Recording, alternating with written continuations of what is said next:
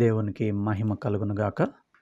గత వారము మనము స్టెఫను దీనత్వము మరియు నమ్మకత్వము, మరణము వరకు యేసు వలె అనే విషయాన్ని మనము ధ్యానం చేస్తూ వచ్చాము.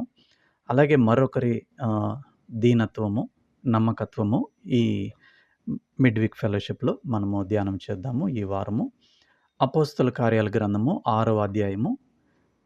అపోస్తల కార్యాల గ్రంథము 6వ అధ్యాయంలో ఆహారము పంచిపెట్టడానికి నియమింపబడినటువంటి 7గురిలో ఒకరిని చూసాము, స్టెఫన్ని.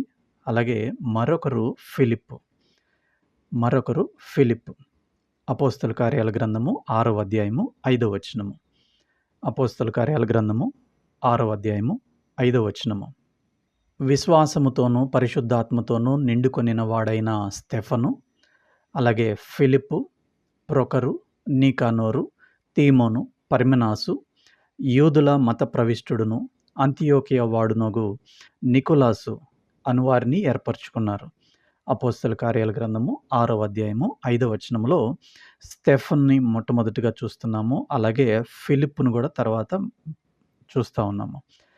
ఆహారము పంచిపెట్టే విషయంలో అక్కడ అన్యాయం జరుగుతూ ఉంది. విధవరాండ్ర పట్ల చిన్న చూపు చూస్తున్నారు, సరైన న్యాయం జరగట్లేదు అనేటువంటి ఆ పరిస్థితిని బట్టి యేసు ప్రభు శిష్యులైనటువంటి 12 మంది 7గురిని ఎంచుకోమన్నారు.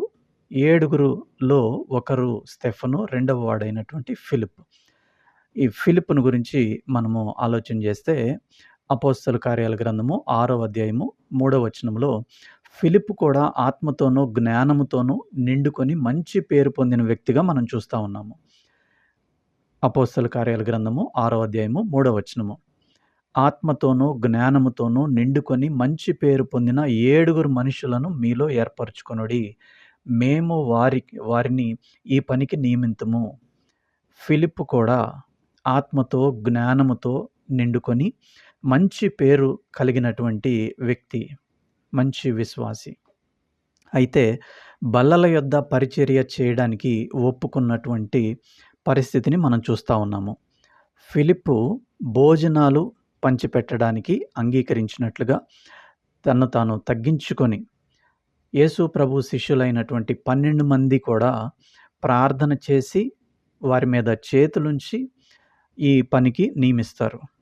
అయితే ఫిలిప్ కూడా తనను తాను తగ్గించుకొని బల్లల యొద్ద పరిచర్య చేస్తున్నట్లు మనం ఇక్కడ చూస్తూ ఉన్నాం అన్నమాట. ఆహారము పంచిపెట్టడానికి ముందుకొచ్చినటువంటి వ్యక్తి. ఫిలిప్ యొక్క ఆత్మీయ వ్యక్తిత్వము మనము గమనిస్తే మొట్టమొదటిగా దీనత్వము మనం చూస్తూ ఉన్నాము. రెండవది శిష్యులు కలిగి ఉన్న అధికారానికి లోబడుతున్నట్లుగా మనం గమనిస్తూ ఉన్నాము.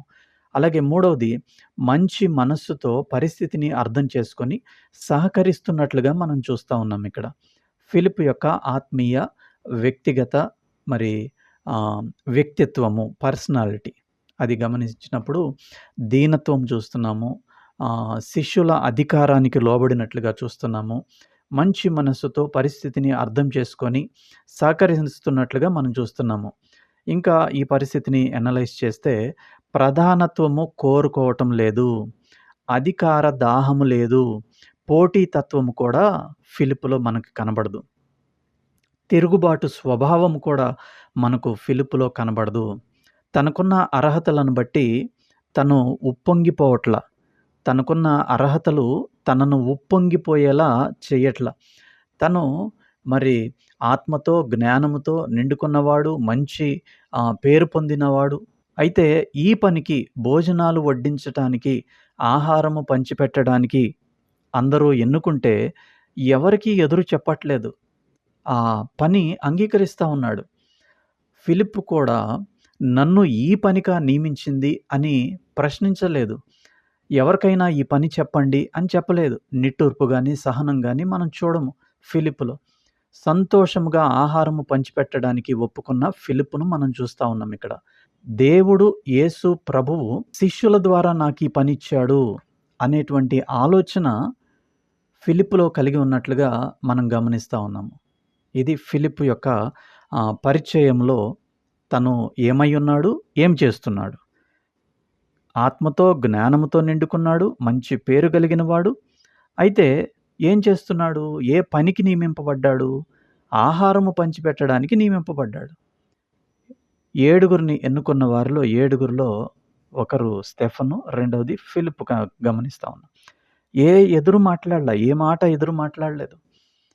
అపోస్తలుల కార్యాల గ్రంథము 6వ అధ్యాయము, 7వ అధ్యాయంలో స్టెఫను గురించి మరికొన్ని విషయాలు మనం చూస్తాము. అది పోయిన గురువారము మనము అధ్యయనం చేశాము. తర్వాత 7వ అధ్యాయంలో చివరిలో స్టెఫను చనిపోవడం, అలాగే 8వ అధ్యాయము ప్రారంభంలో స్టెఫన్‌ని సమాధి చేయడం చూస్తాము.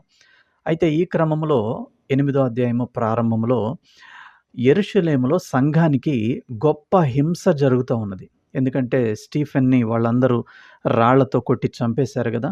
స్టీఫెన్ చెప్పిన సువార్త, అలాగే తనకు కలిగిన ప్రత్యక్షత ఇవన్నీ వివరించినప్పుడు వాళ్ళు తట్టుకోలేకపోయారు. ఆ సత్యమును అంగీకరించలేకపోయారు. అందులో ఉన్నటువంటి దేవుని మార్గమును వారు చూడలేకపోయారు.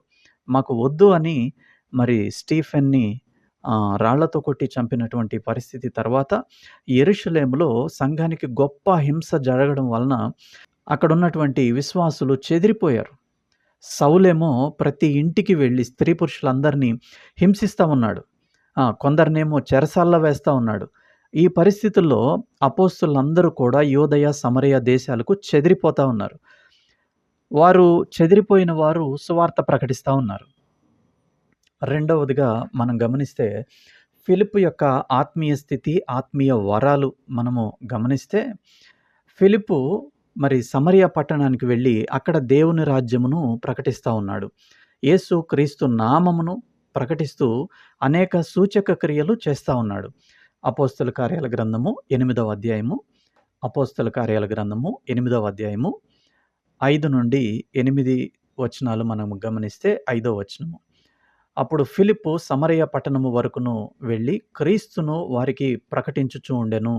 జనసమూహములు విని ఫిలిప్పు చేసిన సూచక క్రియలను చూచినందున అతడు చెప్పిన మాటల యందు ఏక మనస్సుతో లక్ష్యముంచగా అనేకులను పట్టిన అపవిత్రాత్మలు పెద్ద కేక వేసి వారిని వదిలిపోయెను. పక్షవాయువు గలవారును, కొంటివారును అనేకులు స్వస్థత పొందిరి. 8వ వచనము. అందుకు ఆ పట్టణములో మిగుల సంతోషము కలిగెను. అలాగే 12వ వచనం కూడా ఒకసారి గమనిస్తే, అయితే ఫిలిప్పు దేవుని రాజ్యమును గూర్చియు యేసుక్రీస్తు నామమును గూర్చియు సువార్త ప్రకటించుచు ఉండగా వారతన్ని నమ్మి పురుషులను స్త్రీలను బాప్తిస్మము పొందిరి. వారు అతన్ని నమ్మి పురుషులు స్త్రీలు బాప్తిస్మము పొందుతూ ఉన్నారు. ఇక్కడ ఫిలిప్ ఏం చేస్తూ ఉన్నాడంటే దయ్యాలు పట్టిన వారిని విడిపిస్తూ ఉన్నాడు, రోగులను స్వస్థపరుస్తూ ఉన్నాడు, సువార్త నమ్మిన వారికి బాప్తిస్మాలు కూడా ఇస్తున్నాడు. అనేకులు రక్షించబడుతూ ఉన్నారు సమరయ పట్టణంలో. ఈ పరిస్థితులు మనం గమనించినప్పుడు ఫిలిప్పు సామాన్యుడు కాడు అనేది అర్థమవుతోంది. ఫిలిప్పు చక్కగా తేటగా సువార్త ప్రకటిస్తూ ఉన్నాడు. అందరికీ అర్థమయ్యేలా సువార్తను ప్రకటిస్తూ ఉన్నాడు. యేసు ఎవరో వివరిస్తూ ఉన్నాడు. అద్భుతాలు, సూచక క్రియలు చేస్తూ ఉన్నాడు. రోగులను స్వస్థపరుస్తూ ఉన్నాడు. దయ్యాలను వెళ్ళగొడుతున్నాడు. బాప్తిస్మాలు ఇస్తూ ఉన్నాడు. ఇది ఫిలిప్పు చేస్తున్నటువంటి పని సమరయ పట్టణంలో. ఫిలిప్పు మీద ఉన్నటువంటి అభిషేకము మామూలుది కాదు. ఆత్మ వరాలతో నింపబడి ఉన్నాడు కదా. ఇక్కడ దయ్యాలను వెళ్ళగొట్టడం, స్వస్థతలు చేయడం, అద్భుతాలు, సూచక క్రియలు ఇవన్నీ ఆత్మ వరాలతోనే మనకు సాధ్యమవుతుంది. అయితే ఒక వ్యక్తిలో దీనత్వము, ప్రేమ, సమర్పణ చూసి దేవుడు తన పనికి అభిషేకిస్తాడు. కావలసిన ఆత్మవరాలతో నింపుతాడు. దేవుడు ఎవరిని బలవంత పెట్టాడు కానీ ఎవరైతే స్వచ్ఛందంగా ప్రేమతో ఇష్టపడి అంటే వాలంటరీగా కృతజ్ఞతతో దేవునికి లోబడతారో వారి యొక్క అవైలబిలిటీ వారు అందుబాటులో ఉండేటట్లు దేవునికి అందుబాటులో ఉండేటట్లు చూసుకుంటారో ఎవరైతే వారిని దేవుడు తన ఆత్మతో నింపుతాడు. ఇక్కడ మనము ఫిలిప్పులో అదే మనం చూస్తూ ఉన్నాము. సువార్త ప్రకటించడం ఓకే, స్వస్థపరచడం, దయ్యాలను వెళ్ళగొట్టడం, అద్భుతాలు, సూచక్రియలు చేయటం అంటే మరది ఆత్మ వరాలు కావాలి. ఆత్మ వరాలతో నింపబడినటువంటి ఫిలిప్పును చూస్తూ ఉన్నాము. అయితే అతను భోజనాలు వడ్డించటానికి ఒప్పుకున్నాడు. ఎంత దీనత్వమో చూడండి. ఒకవేళ ఇన్ని అర్హతలు, ఆత్మవరాలు మనం కలిగి ఉంటే భోజనాలు వడ్డించటానికి సిద్ధపడతామా? అస్సలు తగ్గేదేలే కదా! ఫిలిప్పు మరి స్టెఫను వలె తగ్గించుకుంటా ఉన్నాడు. ఆత్మతోనూ, జ్ఞానముతోనూ నిండుకున్నాడు. మంచి పేరు కలిగినవాడు. అలాగే దయ్యాలను వెళ్ళగొడుతున్నాడు. రోగులను స్వస్థపరుస్తున్నాడు.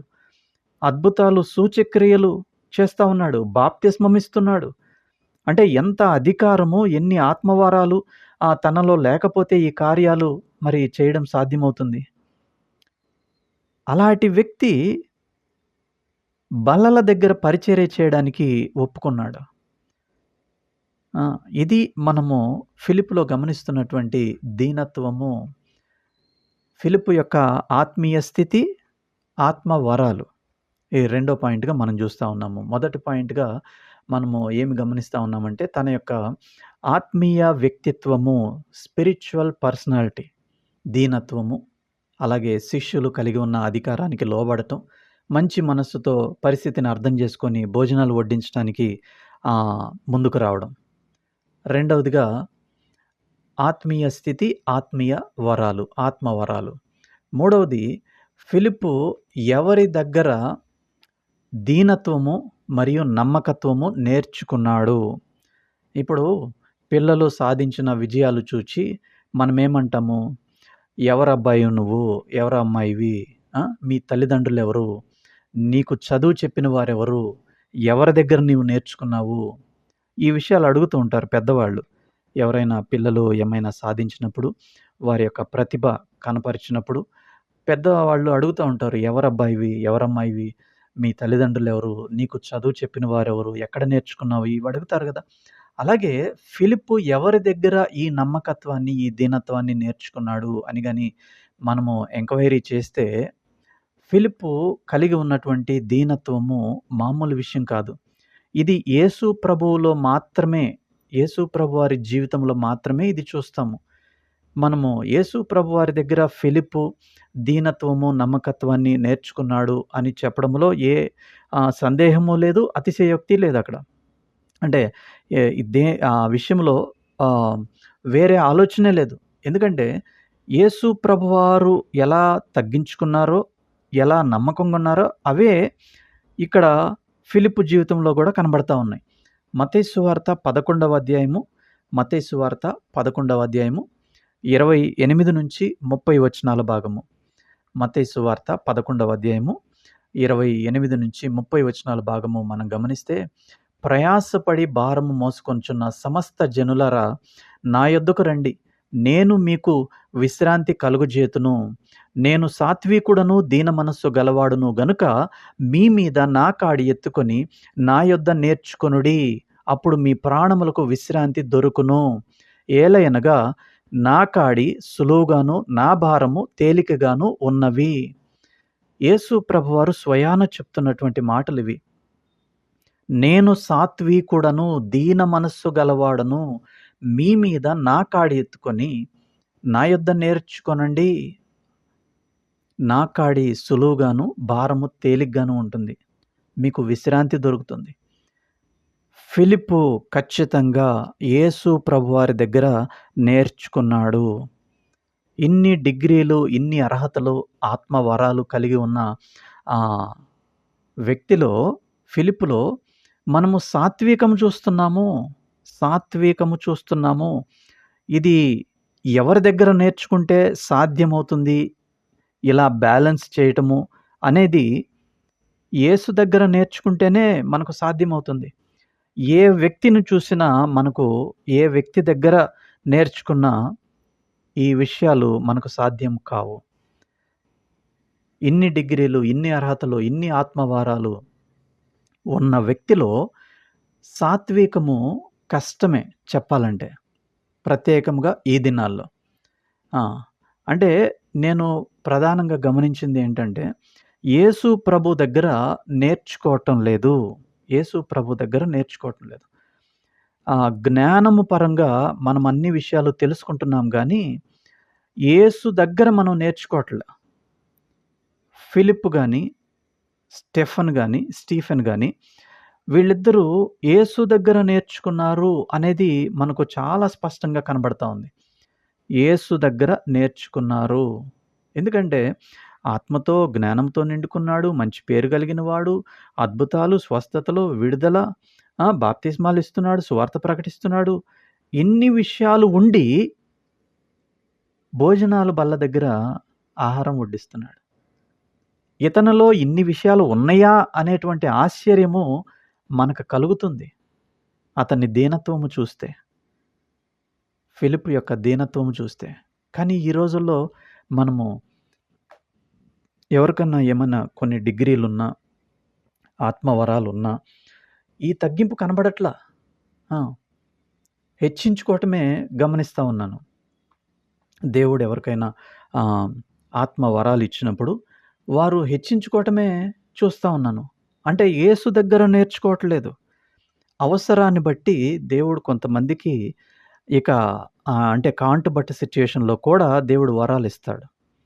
ఎందుకంటే అవసరాన్ని బట్టి, పరిస్థితిని బట్టి విశ్వాసులు తనకి దూరం అయిపోకూడదని, అలాగే సువార్త ప్రకటించడానికి లేకపోతే అపవిత్రాత్మల నుండి విడిపించడానికి వేరే మరొకరెవరు లేరు అందుబాటులో. కాబట్టి ఒక వ్యక్తి అవిధేయతలో ఉన్నా కూడా ఇచ్చేటువంటి అవకాశాలు కొన్ని ప్రత్యేక పరిస్థితుల్లో ఉన్నాయి. అయితే వారు దేవుడు నాకు ఈ ఆత్మవరం ఇచ్చాడు కాబట్టి నేను నమ్మకంగా ఉండాలి. దీనితో నేను బిజినెస్ చేసుకోకూడదు అనే ఆలోచన కలిగిలేరు.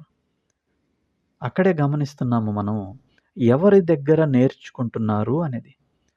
ఇన్ని ఆత్మవరాలు కలిగి, ఇంత ఆత్మీయ స్థితి కలిగి ఫిలిప్పు వ్యాపారం చేయట్లా, బిజినెస్ చేయట్లా, అపాయింట్మెంట్ కోసము డబ్బులు పెట్టలేదు.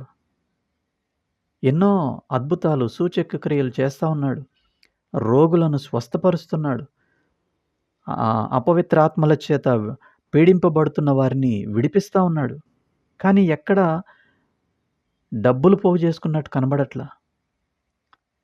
యేసు దగ్గర ఎవరైతే నేర్చుకుంటారో వారికి ఇవ్వబడినటువంటి ఆత్మవరాలు ఎలా వాడాలో సాత్వికము కలిగి అది వాళ్ళకి అర్థమవుతుంది. యేసు దగ్గర నేర్చుకోని వాళ్ళు మనకి ఇన్ని డిగ్రీలు ఉన్నాయి కదా, ఇన్ని వరాలు ఉన్నాయి కదా, వీటితో వ్యాపారం చేసి లాభము సంపాదించుకుందాము అనే ఆలోచనే వస్తుంది. ప్రస్తుత దినాల్లో ఎవరికైనా కొన్ని వరాలు, కొన్ని డిగ్రీలు, అర్హతలు ఏమన్నా ఉంటే వారు అసలు ఏదో ఒక రీతిగా వ్యాపారం చేస్తున్నారు. ఏదో ఒక రీతిగా డబ్బులు రైజ్ చేస్తున్నారు. ఫండ్స్ రైజ్ చేస్తున్నారు. ఇలా వెళ్ళిపోతూ ఉంది. లేదు మరొక విధంగా ఒకవేళ డిగ్రీలు, అర్హతలు, ఆత్మవరాలు ఏమైనా ఉంటే సేవ చేయించుకోవడమే కానీ సేవ చేయడం అనేది ఎప్పుడో మర్చిపోయారు అన్నట్లు ప్రస్తుత దినాల్లో సేవకుల దగ్గర కనబడతా ఉంది ఈ పరిస్థితి. కానీ ఫిలిప్ అలా లేడు. సాత్వికుడు, దీన మనస్సు గలవాడైనటువంటి యేసు దగ్గర నేర్చుకున్నాడు. ప్రస్తుత దినాల్లో 190% మంది సేవకులు యేసు అడుగుల్లో అడుగులు వెయ్యట్లేదు.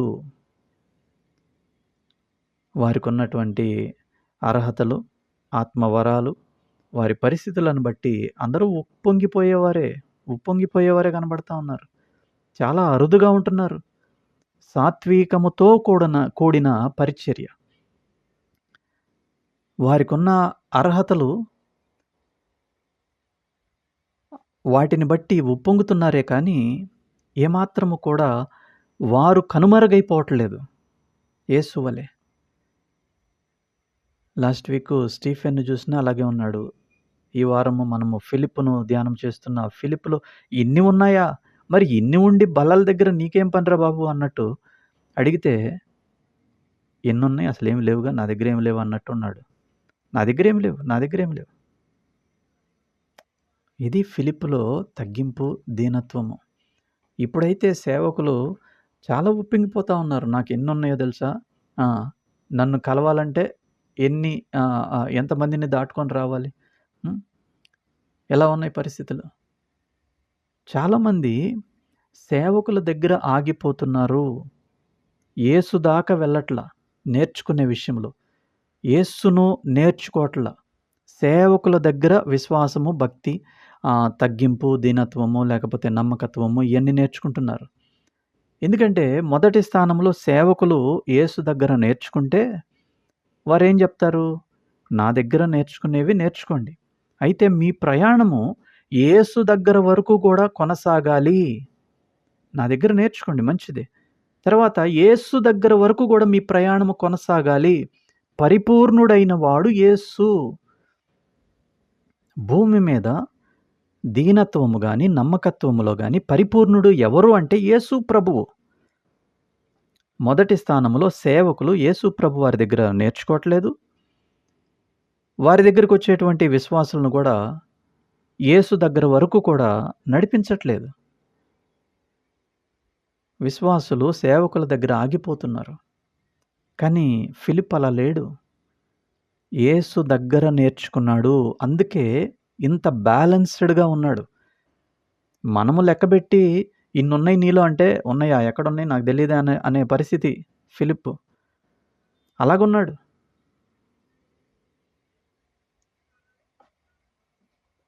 కొంతమంది ప్రస్తుత కాలంలో పాత నిబంధన భక్తుల దగ్గర ఆగిపోయేవారున్నారు. ఈ మధ్య కాలంలో ఏ పని చేసినా దావీదు పేరు తీసుకొనొస్తారు గదా! దావీదు డాన్స్ వేయలేదా? దావీదు నాట్యం ఆడలేదా? దావీదు వలె నాట్యమాడి తండ్రిని సంతోషపెడతాను, ఏదో తండ్రిని మహింపరుస్తాను ఏదో పాట గూడా ఉంది. నిజమా? ఈ రోజున మనకు విశ్వాసమునకు కర్త, దాన్ని కొనసాగించేవాడు ఒకవేళ దావీదు అయితే మనకు రక్షణ లేదు. చాలామంది పాత నిబంధన భక్తుల దగ్గర ఆగిపోతున్నారు. ఆ భక్తుల్లో ప్రధానమైన అంటే ఎక్కువగా ఫేమస్ కనబడేది ఎవరంటే దావీదే. దావీదు ఆడలేదా? దావీదు నాట్యం ఆడలేదా? యాక్చువల్‌గా యేసు ప్రభువారు యోహాను సువార్త 17వ అధ్యాయము 3, 4 వచనాల ప్రాంతంలో యేసు ప్రభువారు ఏమంటారంటే, భూమి మీద నాకిచ్చిన పనిని సంపూర్ణముగా నెరవేర్చి నేను నిన్ను మహిమపరిచాను. భూమి మీద యేసు వలె తండ్రిని మహిమపరిచినవాడు ఇంకొకడు లేడు. ఇది 100కి 100 పాళ్ళు సత్యము. అయితే యేసు ఎక్కడైనా డాన్స్ వేశాడా? యేసు ప్రభువు ఎక్కడైనా డాన్స్ వేసినట్లుగా మనము చూడగలమా? అది. ఆన్సర్ అది దొరికిపోయింది కదా! భూమి మీద తండ్రిని మహిమపరిచిన వాడు ఎవరైనా ఉన్నారా? 100కి 100 పాళ్ళంటే యేసు. మరి ఆ యేసు ప్రభువు డాన్స్ వేయలేదుగా? ఒక్కసారైనా వేయలేదుగా? మరి యేసే డాన్స్ వేయని కాడికి నాకెందుకు ఆ డాన్స్? నేను డాన్స్ చేసి దేవుని మహిమపరచాలి. ఎట్ట మహిమపరుస్తాను? పాత నిబంధన భక్తుల దగ్గర ఆగిపోయారు కొంతమంది. దావీదును అడ్డం పెట్టుకుంటున్నారు. దావీదును వెంబడించే వారికి రక్షణ లేదు, రక్షించబడలేదు, రక్షించబడబోరు. విశ్వాసమునకు కర్త, దానిని కొనసాగించేవాడు దావీదు కాదు మన కాలానికి, యేసు. మరికొంతమంది క్రొత్త నిబంధన విశ్వాసుల దగ్గర ఆగిపోతా ఉన్నారు. ఉదాహరణకు యేసు ప్రభువారి తల్లిగారి దగ్గర ఆగిపోతారు, లేకపోతే శిష్యుల దగ్గర ఆగిపోతారు. వీరి దగ్గర కొన్ని విషయాలు నేర్చుకుంటాము. ఇప్పుడు దావీదు దగ్గర కొన్ని విషయాలు నేర్చుకుంటాము. యేసు ప్రభువారి శిష్యుల దగ్గర నేర్చుకుంటాము, యేసు ప్రభువారి తల్లిగారి దగ్గర నేర్చుకుంటాము. కానీ యేసు దగ్గర వరకు వెళ్ళాలి. అప్పుడే ఫిలిప్పు వలె మనలో ఎన్ని ఆత్మవరాలు ఉన్నా కూడా దీనులై ఉండగలము. అది. లేకపోతే దీనులుగా ఉండటం చాలా కష్టము. ఎవరి దగ్గర నేర్చుకున్నావు బాబు అని ఫిలిప్పుని అడిగితే, ఈ దీనత్వం ఎక్కడిది నీకు? ఆత్మతో నిండుకున్నావు, జ్ఞానంతో నిండుకున్నావు, మంచి పేరుంది, స్వస్థతలు, అద్భుతాలు, బాప్తిస్మం ఇస్తున్నావు, సువార్త ప్రకటిస్తున్నావు. నీ వల్ల కానిదేంది? అన్నీ చేసి పడేస్తున్నావు కదా! అన్నీ చేసేస్తున్నావు నువ్వు. ఎక్కడ నేర్చుకున్నావు? ఎవరు నీ తల్లిదండ్రులు? అని ఎంక్వైరీ చేస్తే, నేను యేసు దగ్గర నేర్చుకున్నాను అంటాడు. ఎందుకంటే, సంపూర్ణముగా యేసును చూపిస్తూ ఉన్నాడు. యేసు కూడా తన్ను తాను రిక్తునిగా చేసుకున్నాడు గదా! యేసును జూస్తే, యేసు ప్రభువారిని చూస్తే, మామూలు ఒక వ్యక్తిలాగానే కనబడతాడు. కానీ విషయానికొస్తే, అప్పుడు యేసు ఎవరో మనకర్థమవుతది. యేసు ఎవరో విషయానికొచ్చినప్పుడు అర్థమవుతది. మామూలుగా కనబడితే మామూలుగుంటాడు. అరే! మనలాంటి మనిషే గదా! అన్నట్టుంటది. యేసులో తండ్రి ఉన్నాడు, దైవత్వం ఉన్నది. తండ్రి యొక్క స్వరూపము యేసు. యేసును మామూలుగా చూస్తే మామూలుగానే ఉంటాడు. వ్యక్తిగా చూసినప్పుడు. మనము తేరి చూసినప్పుడు దేవుడుగా కనపడతాడక్కడ. అది. అలాగే ఇక్కడ ఫిలిప్‌లో గూడా ఇన్ని విషయాలున్నట్లు మనకర్థం కావు. తేరి చూసినప్పుడు తప్ప. ఆయన గూడా చెప్పుకోడు నాకిన్ని విషయాలున్నాయి. ఆ! నా దగ్గర నాకు ఇన్ని అర్హతలున్నాయి, ఇన్ని ఆత్మవరాలున్నాయి. నన్ను నేను కలిగి ఉన్న ఆత్మవరాలేంటి? నాకిచ్చే పనేంటి? అనలేదుగా. అద్భుతం ఫిలిప్. మరి మనము ఎవరి దగ్గర నేర్చుకుంటున్నాము? ఫిలిప్ అయితే యేసు ప్రభు దగ్గర నేర్చుకున్నాడు. చక్కగా ఎన్ని ఆత్మవరాలున్నా, ఎన్ని అర్హతలున్నా అసలు కనబడట్లేదు. బయటికి కనబడట్లేదు అయన్నీ అతనిలో ఉన్నాయా అన్న ఆశ్చర్యం కలుగుతుంది మనకి. ప్రస్తుత కాలంలో మొదటి స్థానంలో సేవకులు యేసు దగ్గర నేర్చుకోవట్లేదు. విశ్వాసులకు మార్గమై నిలవట్లేదు సేవకులు. సేవకులే అడ్డమైపోతున్నారు విశ్వాసులకి, తండ్రికి. ఎక్కువ మంది సేవకులు ఇలానే ఉన్నారు. ఇంకా అలాంటి పరిస్థితుల్లో, అలాంటి సేవలో ఫిలిప్ లాంటి వాళ్ళని ఎక్కడ కనుగొంటాం మనము? ఫిలిప్ లాంటి వారిని ఎక్కడ కనుగొంటాం మనము? ఫిలిప్ ఆల్‌టుగెదర్ డిఫరెంట్ అసలు. కదా! అలాగే 4వ పాయింట్‌కొచ్చినప్పుడు 4వ పాయింట్. ఫిలిప్‌లో అభద్రతా భావము లేదు. ఫిలిప్‌లో అభద్రతా భావం లేదు. ముందుకి కొనసాగితే ఫిలిప్పు సువార్త ప్రకటిస్తున్న క్రమంలో అనేక మంది నమ్మి బాప్తిస్మము పొందుకుంటా ఉన్నారు. అయితే ఈ విషయము యెరూషలేములో ఉన్న శిష్యులు విని సమరయకు వచ్చి వీరు ఇంకా పరిశుద్ధాత్మను పొందుకోలేదని ఎవరైతే ఫిలిప్పు ద్వారా బాప్తిస్మం పొందుకున్నారో వారందరి మీద పేతురు, యోహాన్లు చేతులుంచి ప్రార్థన చేస్తా ఉన్నారు. పరిశుద్ధాత్మను పొందుకుంటా ఉన్నారు. ఈ విషయాన్ని మనము అపోస్తల కార్యాల గ్రంథము 8వ అధ్యాయము 17వ వచనంలో మనం చూస్తాము. అపోస్తల కార్యాల గ్రంథము 8వ అధ్యాయము 17వ వచనము. పేతురును, యోహానును వారి మీద చేతులుంచగా వారు పరిశుద్ధాత్మను పొందిరి. పేతురు, యోహానులు వారి మీద చేతులుంచి ప్రార్థన చేస్తున్నప్పుడు పరిశుద్ధాత్మను పొందుకుంటా ఉన్నారు. ఎవరు పరిశుద్ధాత్మను పొందుకుంటున్నారంటే ఫిలిప్పు ద్వారా ఎవరైతే రక్షించబడ్డారో, నమ్మి బాప్తిస్మం పొందుకున్నారో వారందరూ పరిశుద్ధాత్మను పొందుకుంటా ఉన్నారు. ఈ పరిస్థితుల్లో ఇక్కడ ఫిలిప్పు యొక్క యాటిట్యూడ్ మనం గమనిద్దాం.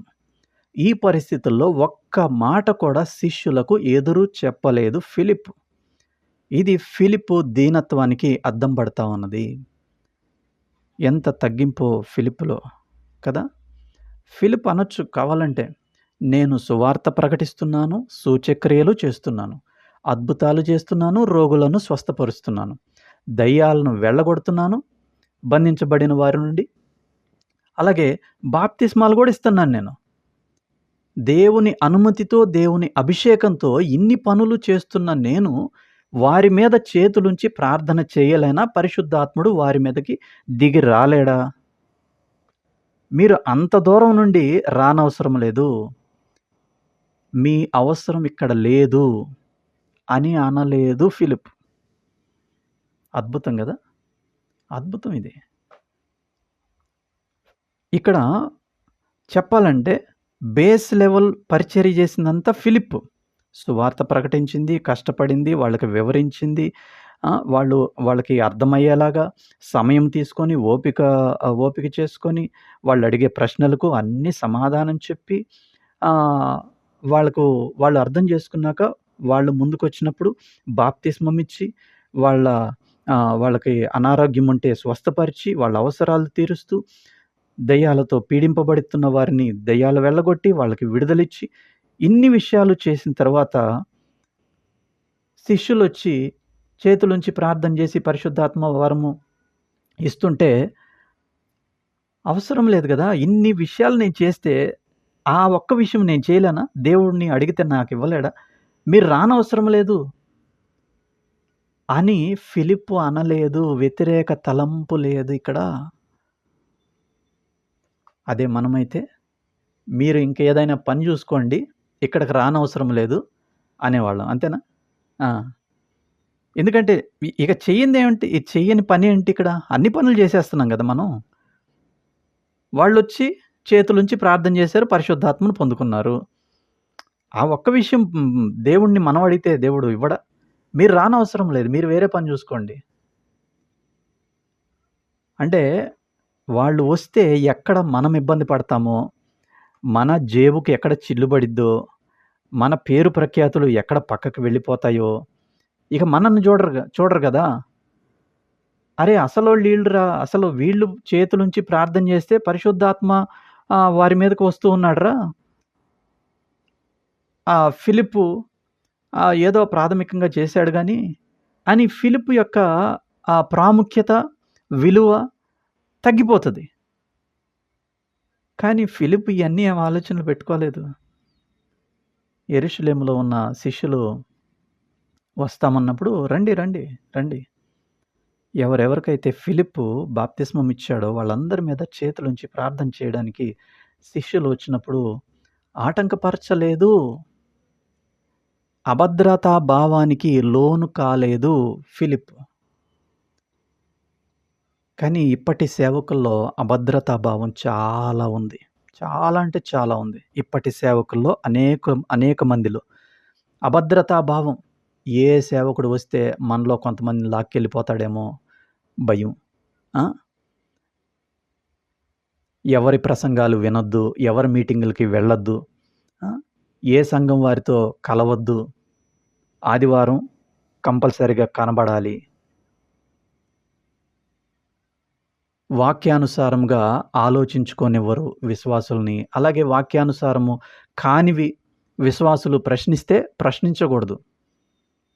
ఎదురు మాట్లాడకూడదు.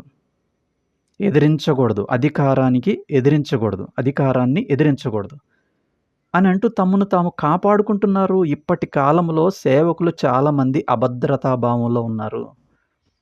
కానీ ఫిలిప్ అలా అభద్రతా భావంలో లేడు. ఇన్‌సెక్యూరిటీలో లేడు. అరే! గ్రౌండ్ వర్క్ అంతా నేను జేశాను గదా! ఇంతమందికి సువార్త ప్రకటించి, రేయింబగళ్ళు ప్రార్థన జేసి, రేయింబగళ్ళు వాళ్ళతో కూర్చొని ప్రయాసపడి అంతా జేస్తే వాళ్ళొచ్చి చేతులుంచి ప్రార్థన జేయంగానే ఇప్పుడు అంటే ఇది ఒక రకంగా జెప్పాలంటే ఫినిషింగ్ టచ్ వాళ్ళిస్తే మొత్తం పేరు ప్రఖ్యాతులన్నీ వాళ్ళకెళ్ళిపోతాయి గదా! ఇక నన్నెవరు పట్టించుకుంటారు? ఇంకేదన్నా అవసరమైతే అక్కడున్న వాళ్ళు సమరయ వాళ్ళు పేతురు, యోహానులు పిలిపించండి. మీకు గాదులెండి. మీరు ఇది జేయలేరులెండి. మెల్లమెల్లగా ఫిలిప్పు మరుగున పడిపోయేటువంటి అవకాశం ఉన్నది. కానీ ఫిలిప్‌లో అసలు అభద్రతా భావం ఏ వైపులా కూడా లేదసలు. ఎక్కడ లేదు. ఎందుకంటే ఫిలిప్పు యేసు దగ్గర నేర్చుకున్నాడు గాబట్టి అభద్రతా భావం లేదు. ఆ! కొన్ని సార్లు అభద్రతా భావంలో ఉన్నటువంటి సేవకులు ఏం జేస్తారంటే, రహస్యముగా కొన్ని విషయాలు వాళ్ళ సంఘస్థులకు బోధిస్తా ఉంటారు. అవి బయట వారికి తెలియకుండా వారు బోధిస్తా ఉంటారు. రహస్యంగా బోధిస్తా ఉంటారు.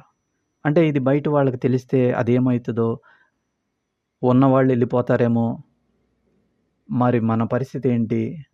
అభద్రతా భావం, ఇన్‌సెక్యూరిటీ. కానీ ఫిలిప్ అలా లేడు.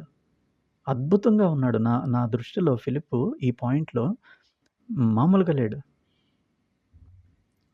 కొంతమంది రహస్యంగా బోధిస్తా ఉంటారు వాళ్ళ సంఘస్థులకి వాక్యానుసారము కాని విషయాలు. ఇవి బయట ఎవరితో గూడా చర్చించకూడదంటారు. నాకు తెలుసు ఈ విషయాలు. ఇది వాక్యములో ఉన్న మాటే. అప్పుడే పేతురు ద్వారా రాయించాడు. రెండవ పేతురు పత్రిక, పేతురు రాసినటువంటి రెండవ పత్రిక, రెండవ అధ్యాయము, 1వ వచనము. పేతురు రాసిన రెండవ పత్రిక, రెండవ అధ్యాయము, 1వ వచనము. మరియు అబద్ధ ప్రవక్తలు ప్రజలలో ఉండిరి. అటువలనే మీలోను అబద్ధ బోధకులుందురు.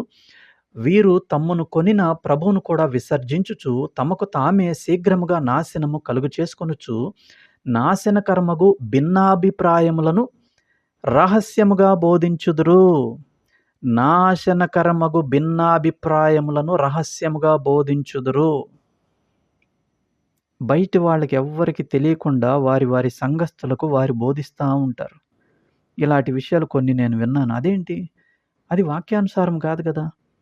మరి ఆ సంఘస్థులు ఆ సేవకులను అడిగితే అధికారాన్ని ధిక్కరిస్తున్నారు. అదేంటి? వివరణ ఇవ్వండి. ఇప్పుడు మనకి ఏదైనా మనకి ప్రామాణిక గ్రంథం ఏంటి? బైబిలే కదా! బైబిల్‌లో లేని విషయాలు, బైబిల్‌లో దేవుడు చెప్పని విషయాలు, మన నుండి ఆశించని విషయాలు చెప్తూ ఉంటే మరి బైబిల్‌ని ఆధారం చేసుకొని అడిగినప్పుడు వివరణ ఇవ్వాలి కదా! ఒక ఉదాహరణ కాకపోతే ఇంకొక ఉదాహరణ, లేకపోతే ఇంకొకటి. బయట వాళ్ళకి చెప్పకపోయినా పర్లే. కనీసం సంఘస్థులకైనా చెప్పాలి కదా కనీసం. లేదు, మాట్లాడనివ్వరు. ఎందుకంటే అభద్రతా భావములో ఉన్నారు. తమను తాము దేవుని ప్రతినిధులుగా ప్రకటించుకుంటూ అబద్ధ ప్రవక్తలు, అబద్ధ బోధకులు తమను తాము దేవుని ప్రతినిధులుగా ప్రకటించుకుంటూ రహస్యముగా భిన్నాభిప్రాయములు, నాశనకరమగు భిన్నాభిప్రాయములు రహస్యముగా బోధిస్తూ ఉంటారు. కానీ ఫిలిప్పు అలా లేడు. అసలు ఇప్పటి కాలపు సేవకులతో పోలిస్తే ఫిలిప్ గాని, స్టీఫెన్ గాని అద్భుతంగా ఉన్నారు. అందుకే అలాంటి పరిచర్యలు ఇప్పుడు మనం చూడలేకపోతున్నాము. ఫిలిప్పు రహస్యంగా బోధించేటువంటి పరిస్థితి లేదు. ఫిలిప్ ఏం బోధించట్లా. అభద్రతా భావంలో లేడు. పేతురు, యోహాన్లు వచ్చి ప్రార్థన చేయడానికి వచ్చినప్పుడు ఏ అభ్యంతరం లేదు, సహకరించాడు. ఎక్కడా కూడా అడ్డు చెప్పలేదు, సహకరించాడు. అయితే 5వ పాయింట్‌కి వచ్చేటప్పటికి దేవుడు చెప్పిన పనికి ప్రశ్నించకుండా వెంటనే విధేయత చూపిస్తున్నాడు Philip. Without question and quick response or quick obedience.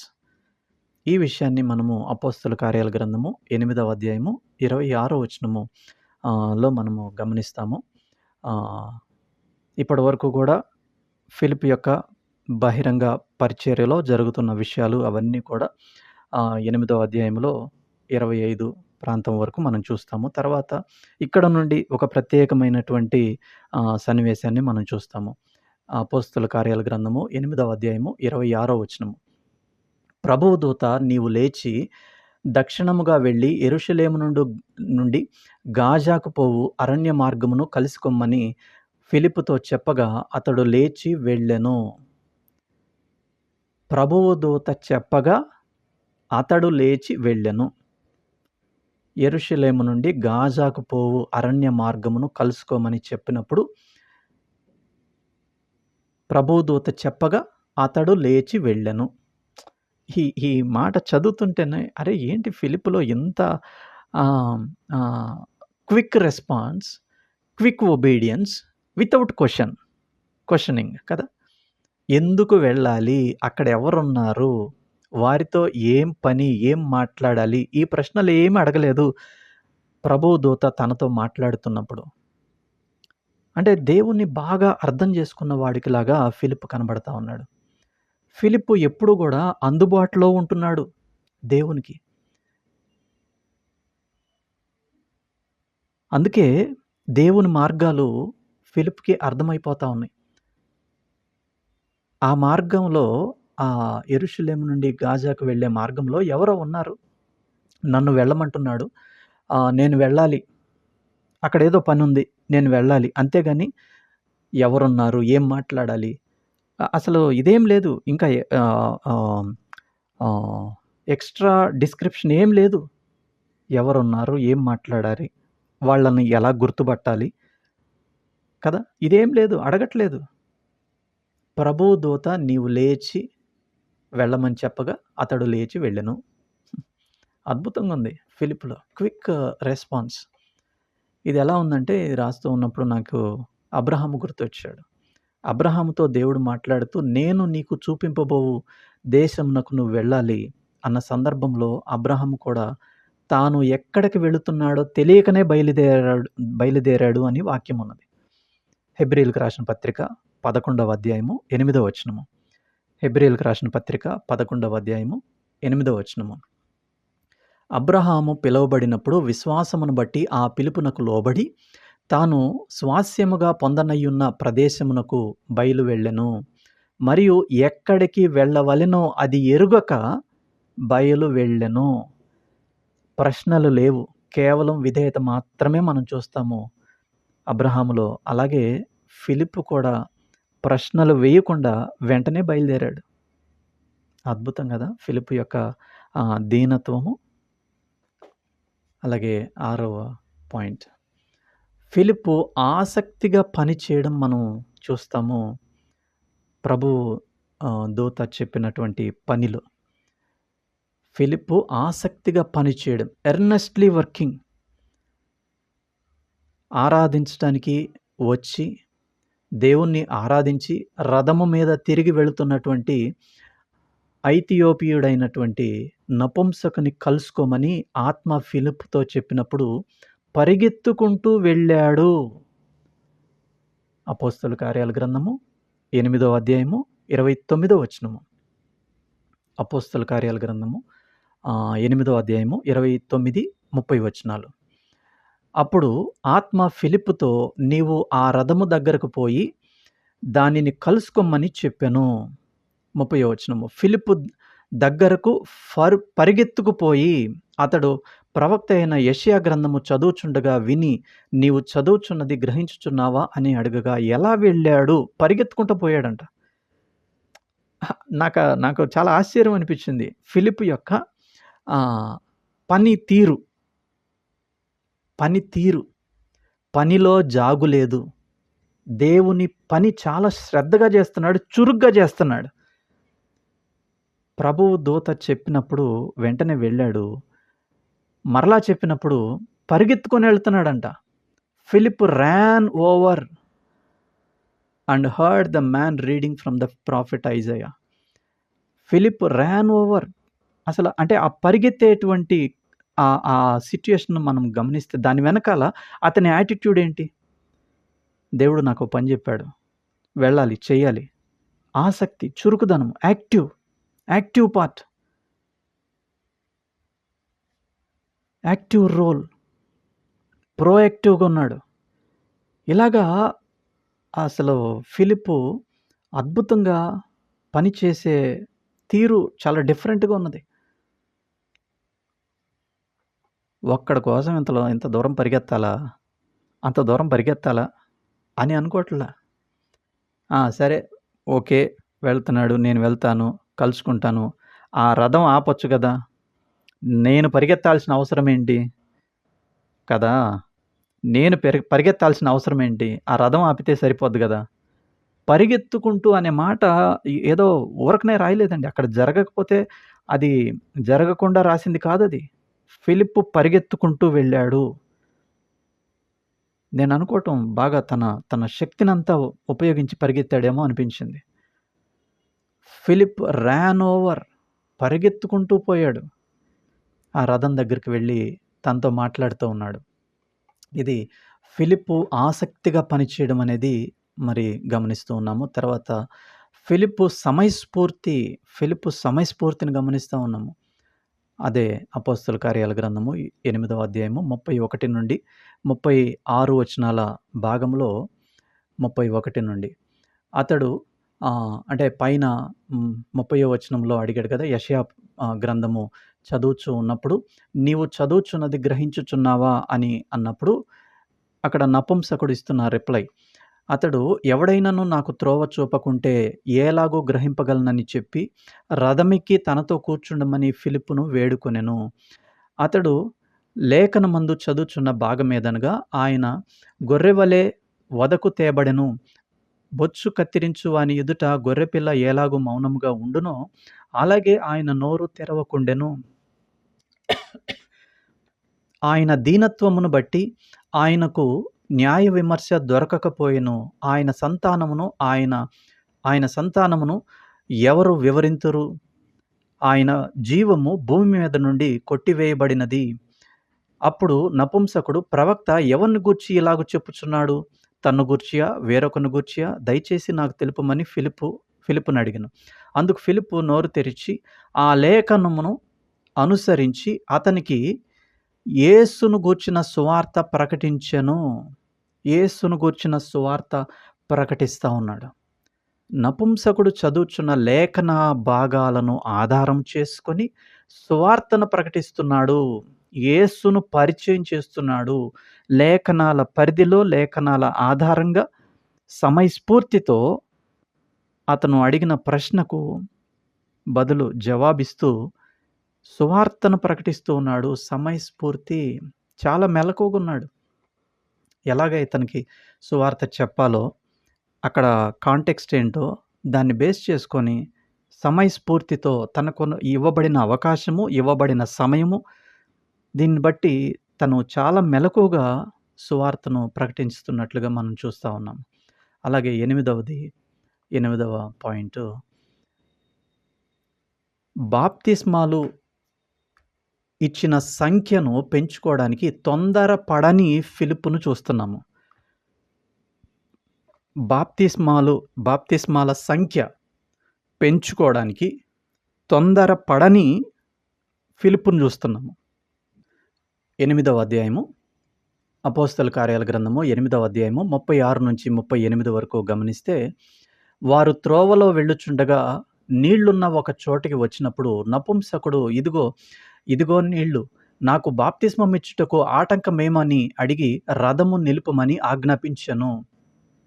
37వ వచనము, ఫిలిప్పు నపుంసకుడు ఇద్దరును నీళ్లలోనికి దిగిరి. 38, అంతటా ఫిలిప్పు అతనికి బాప్తిస్మం ఇచ్చెను. ఇద్దరు త్రోవలో వెళుతున్నప్పుడు నీళ్లున్న చోటకు వచ్చినప్పుడు నపుంసకుడు అంటూ ఉన్నాడు, ఇదిగో నీళ్లు ఉన్నాయి కదా, మరి బాప్తిస్మము నాకు ఇవ్వడానికి ఇంకా ఆటంకం ఏంటి అన్నప్పుడు రథము ఆపిన తర్వాత వాళ్ళిద్దరూ నీళ్లలోకి దిగారు. అయితే ఫిలిప్పు ఆ నపుంసకుడికి బాప్తిస్మం ఇచ్చినట్లుగా చూస్తూ ఉన్నాం. అయితే 36వ వచనము చివరి భాగము ఆజ్ఞాపించెను అని ఉంటుంది కదా. ఆజ్ఞాపించెను అన్న దగ్గర 1 వేసి ఉంటుంది మన తెలుగు బైబిల్లో. కింద ఫుట్ నోట్లో ఏమని రాసి ఉంటుందంటే, కొన్ని ప్రాచీన ప్రతులలో ఫిలిప్పు అడుగుతున్నాడు, నీవు పూర్ణ హృదయంతో విశ్వసించిన ఎడల పొందవచ్చునని చెప్పెను. అతడు యేసుక్రీస్తు దేవుని కుమారుడని విశ్వసించుచున్నానని ఉత్తరమిచ్చెను అని కూర్చబడి ఉన్నది. ఫుట్ నోట్లో వారిద్దరి మధ్య జరిగినటువంటి సంభాషణ. ఫిలిప్ అంటున్నాడు, నీవు పూర్ణ హృదయముతో విశ్వసించిన ఎడల బాప్తిస్మము పొందవచ్చు అన్నప్పుడు ఆ నపుంసకుడు ఏమంటున్నాడు, యేసు క్రీస్తు దేవుని కుమారుడని విశ్వసించుచున్నానని ఉత్తరమిస్తూ ఉన్నాడు. అంటే ఫిలిప్పు మారు మనస్సు, విశ్వాసము విషయంలో చాలా ఖచ్చితంగా ఆ నపుంసకుడిని ప్రశ్నించాడు. రాజీ పడిపోవటం లేదు, తొందర పడట్లేదు, అతన్ని తొందర పెట్టట్లేదు. ఫిలిప్పు బాప్తిస్మం ఇచ్చే విషయంలో రాజీ పడిపోవట్లేదు. నీ నిర్ణయం ఏంటి? నీ మనస్సు మారిన స్థితి ఏంటి? నీ మారు మనసు ఏంటి? పశ్చాత్తాపం ఏంటి? నీ విశ్వాసం ఏంటి? అది చాలా ఖచ్చితంగా ప్రశ్నిస్తున్నాడు. రాజీ పడిపోవట్లేదు. ఫిలిప్పు తొందరపడట్లేదు, నపుంసకుడిని కూడా తొందర పెట్టట్లేదు. కొంతమంది అయితే మేము ఇంతమందికి బాప్తిస్మాలు ఇచ్చాము, అంతమందికి బాప్తిస్మాలు ఇచ్చామని లెక్క పెరిగిద్ది కదా. వాడి అంతరంగము ఎట్లా ఉంటే మనకెందుకు? ఒక నంబర్ పెరిగిద్ది మనకి. కొంతమంది చెప్పుకుంటూ ఉంటారు, సేవకుల్ని పరిచయాలు చేసేటప్పుడు ఇంతకుముందు బాగా పరిచయ వాక్కులు అదిరిపోతూ ఉంటాయి. ఏది, అయ్యగారు ఇంటర్నేషనల్ స్పీకర్, దేశ విదేశాల్లో బహుబలంగా వాడబడుతున్న టీవీ వర్తమానికులు, ఏమేమో ఈ రౌండ్ ఒకటి తిరిగిద్ది. ఆ తిరిగే క్రమంలో 5,000 మందికి, 10,000 మందికి 10 సంఘాలు, 10,000 సంఘాలు, 20,000 సంఘాలు, వేల మందికి బాప్తిస్మం ఇచ్చిన ఆ ఇంట్రడక్షన్‌లో పలుకులనమాట అవి. ఫిలిప్ అలా లేడు. ఫిలిప్ అలా లేడు. నాకు ఈ స్టడీలో అసలు ఫిలిప్ అద్భుతంగా కనబడ్డాడు. ఫిలిప్ అలా లేడు. నంబర్ పెంచుకోవటానికి బాప్తిస్మము ఇచ్చే విషయంలో తొందరపడట్లేదు.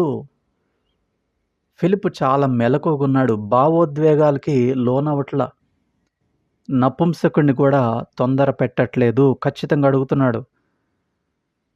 నీవు పూర్ణ హృదయంతో విశ్వసించిన ఎడల బాప్తిస్మం పొందొచ్చు. పూర్ణ హృదయముతో విశ్వసించిన ఎడల అంటే రేపటి నుంచి యేసును వెంబడించాలి నువ్వు. నీ జీవితాన్ని, పాత జీవితాన్ని విడిచిపెట్టేసేయాలి. పూర్తిగా నీ ఇష్టాన్ని విడిచిపెట్టేసేయాలి. దేవుడు నీకేం చెప్తాడో దాంట్లో ముందుకు కొనసాగాలి. ఆర్ యూ రెడీ అంటే yes, yes, yes I'm ready. ఇది బాప్తిస్మం ఇచ్చే విషయంలో బాప్తిస్మాల సంఖ్య పెంచుకోవడానికి తొందరపడని ఫిలిప్పు. అద్భుతం. అలాగా తర్వాత 9వ పాయింటు ఆత్మచేత నడిపింపబడుతున్నటువంటి ఫిలిప్పు. ఆత్మచేత నడిపింపబడుతున్న ఫిలిప్పు. అపోస్తల కార్యాల గ్రంథము 8వ అధ్యాయము 39, 40 వచనాలు. 39, 40 వచనాలు. వారు నీళ్లలో నుండి వెడలి వచ్చినప్పుడు ప్రభువు ఆత్మ ఫిలిప్పును కొనిపోయెను. నపుంసకుడు సంతోషించుచు తన త్రోవను వెళ్ళెను. అతడు ఫిలిప్పును మరి ఎన్నడూను చూడలేదు. అయితే ఫిలిప్పు అజోతులో కనబడెను. అక్కడ నుండి కైసరుకు వచ్చు వరకు అతడు పట్టణములన్నిటిలో సంచరించుచు సువార్త ప్రకటించుచు వచ్చెను. అన్ని విషయాల్లో ఆత్మచేత నడిపింపబడుతూ ఉన్నాడు ఫిలిప్పు. ఫిలిప్పు నమ్మకస్తుడు కాబట్టే దేవుడు తనకు పని చెప్తూ ఉన్నాడు, నడిపిస్తూ ఉన్నాడు. ఫిలిప్పు యేసు ప్రభువారి విషయాలు కూడా బాగా తెలుసు. యేసు దగ్గర నేర్చుకున్నాడు. యోహాను సువార్త 4వ అధ్యాయంలో యేసు ప్రభువారు సమరయ స్త్రీ ఒక్క ఆత్మ రక్షణ కోసము వెళ్ళినట్లు ఫిలిప్పు కూడా ఒక్కరి రక్షణ గురించి దేవుని ఆత్మ నడిపింపులో పూర్తిగా సమర్పించుకున్నాడు, లోబడ్డాడు. గమనించారా? ఈ నపుంసకుడుకు బాప్తిస్మము సువార్త ప్రకటించే దానికంటే ముందు ఆ పట్టణంలో ఎంతోమందికి సువార్త ప్రకటించాడు. ఎంతోమందికి బాప్తిస్మాలు ఇస్తూ ఉన్నాడు.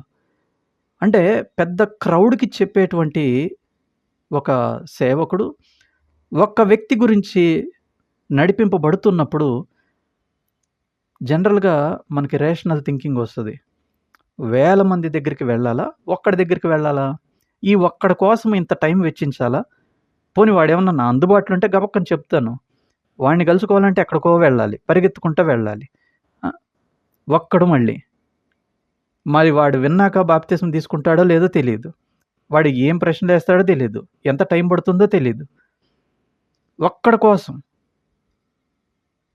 సమరయ స్త్రీ ఒక్క స్త్రీ కొరకు యేసు ప్రభువారు వెళ్ళారు కదా! ఫిలిప్పు మామూలు వ్యక్తి కాదండి. అతనిలో ఉన్న దీనత్వము. అది చూసి దేవుడు పని చెప్తూ ఉన్నాడు. చెప్పిన ప్రతి పనిలో నమ్మకం ఉంటున్నాడు. తన గురించి ఏం ఆలోచించుకోవట్లా. దేవుడు పని చెప్పాడు, నేను పని చేయాలి. దేవుణ్ణి మహింపరచాలి. జనరల్‌గా 1000 మంది దగ్గర నుంచి ఇన్విటేషన్ వచ్చింది సేవకుడికి. ఒక 10 మంది దగ్గర నుంచి ఇన్విటేషన్ వచ్చింది సేవకుడికి వాక్య పరిచర్య కోసం. దేన్ని అప్రూవ్ చేస్తారు జనరల్‌గా? 10 మంది కన్నా 1000 మంది దగ్గరికి వెళ్ళటమే బెటర్ అన్నట్టుగా ఉంటుంది. కానీ దేవుని ఆత్మ నడిపింపులో ఒకవేళ 10 మంది దగ్గరికే వెళ్ళమంటే వెళ్ళగలుగుతున్నారా? 1000 మంది దగ్గరికి వెళితే అక్కడ కొద్దిగా బరువు వస్తది. కానుకలు వస్తాయి. లేదు సువార్త ప్రకటించినప్పుడు అంగీకరించడానికి ఫర్దర్‌గా మనకు చాలామంది ఉపయోగపడతారు. 10 మంది దగ్గరికెళ్తే పోల్చుకున్నప్పుడు లేదు గదా! సేవకుల్లో చాలామందిలో ఈ పోలిక ఉన్నది. అందుకే ఫిలిప్పు వలె లేరు. యేసు ప్రభు దగ్గర నేర్చుకున్నాడండి ఫిలిప్పు. ఒక్క స్త్రీ రక్షణ గురించి వెళ్ళాడు యేసు ప్రభు. ఆ దారిన వెళ్ళవలసి వచ్చెను అని ఉంటది. యేసు ప్రభువారి ప్రయాణం గురించి రాసినప్పుడు యోహాను సువార్త 4వ అధ్యాయము 1, 2, 3 వచనాల ప్రాంతంలో అక్కడ యేసు ప్రభు వెళ్ళవలసి వచ్చెను. వెళ్ళవలసి రావడం ఏంటి? అంటే తండ్రి అయిన దేవుడు చెప్పాడక్కడ. ఇటు వెళ్ళు, ఇటు వెళ్ళు. ఆ స్త్రీతో మాట్లాడు. ఆ స్త్రీ ఆత్మ రక్షించు. అలాంటి గైడెన్స్ వచ్చింది యేసు ప్రభుకి. వెళ్ళాడు. అలాగే ఇక్కడ ఫిలిప్పు విషయంలో కూడా వేల మందికి చెప్తా ఉన్నాడు. కానీ ఒక్కరి గురించి గైడెన్స్ వచ్చింది. ఓకే. ఇదండి సిద్ధపాటు. ఇది దీనత్వము. ఇది నమ్మకత్వము. అద్భుతం. అలాగే ఇంకా 2 విషయాలున్నాయి. ఒకటి 10వ పాయింట్ ఏంటంటే, కుటుంబమును దేవునిలో నడిపిస్తున్నటువంటి ఫిలిప్పును చూస్తాము. కుటుంబాన్ని దేవునిలో నడిపిస్తున్నటువంటి ఫిలిప్పును చూస్తా ఉన్నాము. అపోస్తల కార్యాల గ్రంథము 21వ అధ్యాయము 8, 9 వచనాలు. అపోస్తల కార్యాల గ్రంథము 21వ అధ్యాయము 8వ వచనము. ఇక్కడ పౌలు యొక్క ప్రయాణంలో జరిగిన విషయం అన్నమాట ఇది. మరునాడు మేము బయలుదేరి కైసరియకు వచ్చి ఏడుగురిలో ఒకడునగు సువార్తికుడైన ఫిలిప్పు ఇంట ప్రవేశించి అతని యొద్ద ఉంటిమి. కన్యకలుగా ఉన్న 4 కుమార్తెలు అతనికుండిరి. వారు ప్రవచించువారు. ఫిలిప్పుకు 4 కుమార్తెలున్నారు. వారు ప్రవచించువారు. వారు దేవుని సువార్తను, దేవుని మార్గాలు, దేవుని ఆలోచనలు, దేవుని నీతి, దేవుని తీర్పులు ప్రవచిస్తున్నారు వారు. ఎవరు? ఫిలిప్పు పిల్లలు, కుమార్తెలు 4. అంటే కుటుంబాన్ని దేవునిలో నడిపిస్తున్న ఫిలిప్పును చూస్తున్నాం ఇక్కడ. అది పాయింట్. అంటే బయటోళ్ళకి చెప్పడమే కాదు, బయటోళ్ళకి చెప్పి ఇంట్లో చెప్పలేని పరిస్థితి కాదు. ఇంటిలో కూడా భక్తులను తయారు చేశాడు. ఇంటి వారు కూడా దేవుణ్ణి వెంబడించేవారుగా ఉన్నారు. కన్యకలుగా ఉన్నటువంటి 4 కుమార్తెలు అతనికుండిరి. వారు ప్రవచించువారు. అద్భుతం కదా! అలాగే చివరి పాయింట్ ఏంటంటే, అనేక దినములు పౌలుకు ఆతిథ్యం ఇచ్చిన ఫిలిప్పును చూస్తాము. అదే 21వ అధ్యాయము అపోస్తల కార్యాల గ్రంథము 21వ అధ్యాయము 10వ వచనము. మేమనేక దినములు అక్కడ ఉండగా అగబు అను ఒక ప్రవక్త యోదయ నుండి వచ్చెను. అనేక దినాలు పౌలు ఫిలిప్పు ఇంటిలో ఉన్నాడు. పౌలుకు ఆతిథ్యం ఇచ్చిన ఫిలిప్పును చూస్తున్నాం మనం. అది చూడండి. అంటే దేవుడు ఒక వ్యక్తి యొక్క నమ్మకత్వాన్ని, ఒక వ్యక్తి యొక్క దీనత్వాన్ని గమనించి వారిని ఎలా వాడుకుంటాడో అద్భుతంగా కదా! స్టెఫను చనిపోయేటప్పుడు అప్పటికి పౌలు మారలేదు. సౌలుగా ఉన్నాడు కదా! మారలేదు ఇంకా. ఆ ఏడుగురిలో ఒకడైనటువంటి ఫిలిప్పు. స్టెఫను చనిపోతున్నప్పుడు దగ్గరే ఉండి ఉన్నవాడు ఫిలిప్. ఈ రోజున ఆ ఫిలిప్పే పౌలుకి ఆతిథ్యం ఇస్తూ ఉన్నాడు. అద్భుతంగా ఫిలిప్పు దీనత్వము, నమ్మకత్వము చివరి వరకు. ఈ 11 పాయింట్లు అద్భుతంగా ఉన్నాయి ఫిలిప్పులో. దీనత్వము, నమ్మకత్వము. ఆహారము పంచిపెడుతూ తనను తాను తగ్గించుకొని కనబడినటువంటి ఫిలిప్పు ఆహారము పంచిపెడుతూ తనను తాను తగ్గించుకుంటూ కనబడినటువంటి ఫిలిప్పు దేవుని సువార్తను ప్రకటిస్తూ ఉన్నాడు. స్వస్థతలు, అద్భుతాలు, సూచక క్రియలు, దయ్యాలను వెళ్ళగొట్టడం, బాప్తిస్మాలు ఇవ్వడం, కుటుంబాన్ని దేవునిలో నడిపించటం, పిల్లలు ప్రవచించటం, పౌలుకి ఆతిథ్యం ఇవ్వడం.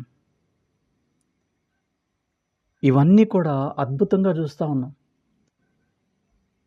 మనకు డిస్ప్లే చేయబడిన ఈ మన పోస్టర్లో ఫస్ట్ ఫుడ్ సర్వింగ్ మనం గమనిస్తూ ఉన్నాము. రెండవది ప్రీచింగ్ ద గాస్పల్. మూడవది స్వస్థతలు చేస్తూ ఉన్నాడు. నాలుగవది దయ్యాలను వెళ్ళగొడతా ఉన్నాడు. ఐదవది అద్భుతాలు చేస్తూ ఉన్నాడు. ఆరవది బాప్తిస్మం ఇస్తూ ఉన్నాడు. ఏడవది నపుంసకుడితో మాట్లాడి తనకు బాప్తిస్మం ఇవ్వడం. తర్వాత కుటుంబాన్ని దేవునిలో పెంచడం. తర్వాత 9వది నలుగురు కుమార్తెలు ప్రవచించడం. 10వది పౌలుకి ఆతిథ్యం ఇవ్వడం. అది ఫిలిప్. ఇది ఎక్కడ నేర్చుకున్నాడు? అది మనకు కావాల్సింది.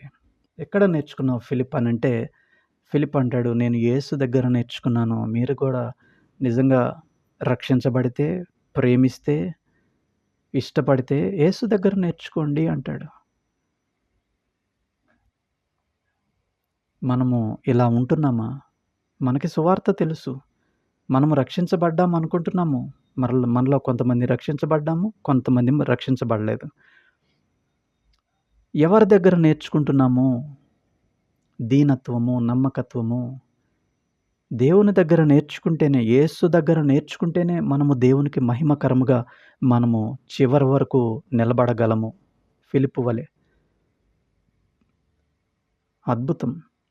పోయిన గురువారము మనము స్టెఫను లైఫ్ని మనము అధ్యయనం చేశాము. దీనత్వము మరియు నమ్మకత్వము. ఫిలిప్పు యొక్క దీనత్వము, నమ్మకత్వము ఈ గురువారం ధ్యానం చేశాము. వీరిద్దరూ కూడా యేసును పోలి నడుచుకున్నారు అడుగడుగున.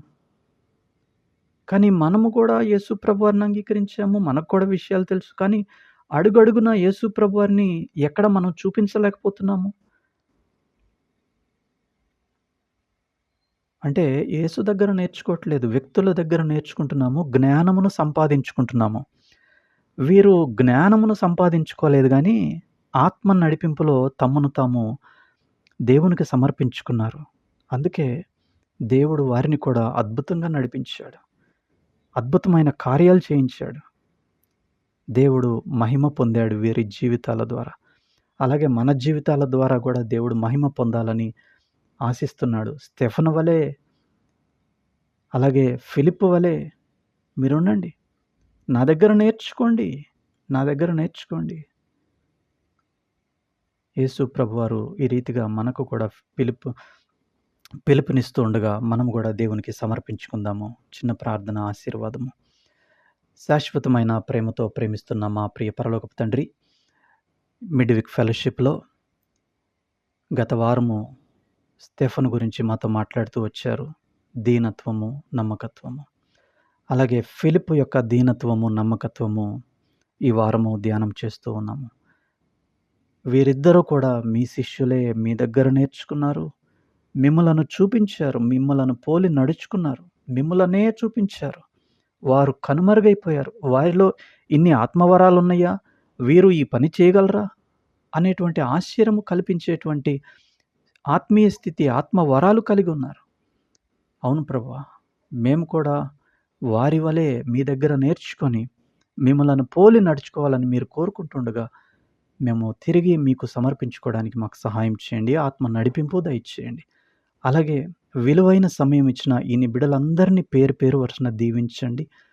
స్టెఫను వలె, ఫిలిప్పు వలె దీనత్వము, నమ్మకత్వము చివరి వరకు యేసును పోలి నడుచుకున్నట్లుగా ఈ బిడ్డలందరూ కూడా దీనత్వం కలిగి, నమ్మకత్వం కలిగి మీ ద్వారా ఆశీర్వదించబడి అనేకులకు యేసును చూపించే మార్గములుగా ఈ బిడ్డలు నిలవడానికి సహాయం చేయమని, అలాగే భౌతిక సంబంధమైన ప్రతి అవసరమును తీర్చమని మమ్మల్ని అందరినీ మీ చేతులకు సమర్పించుకుంటూ యేసు పరిశుద్ధ నామములో వేడుకుంటున్నాం తండ్రి. ఆమేన్. మన తండ్రి అయిన దేవుని ప్రేమయు, కుమారుడైన యేసు క్రీస్తు కృపయు, పరిశుద్ధాత్మ అన్యోన్య సహవాసము సదాకాలము మనందరికీ తోడై ఉండునుగాక. ఆమేన్, ఆమేన్, ఆమేన్. అందరికీ వందనాలండి. Thank you so much for your valuable time and patience అండి. అందరికీ వందనాలు.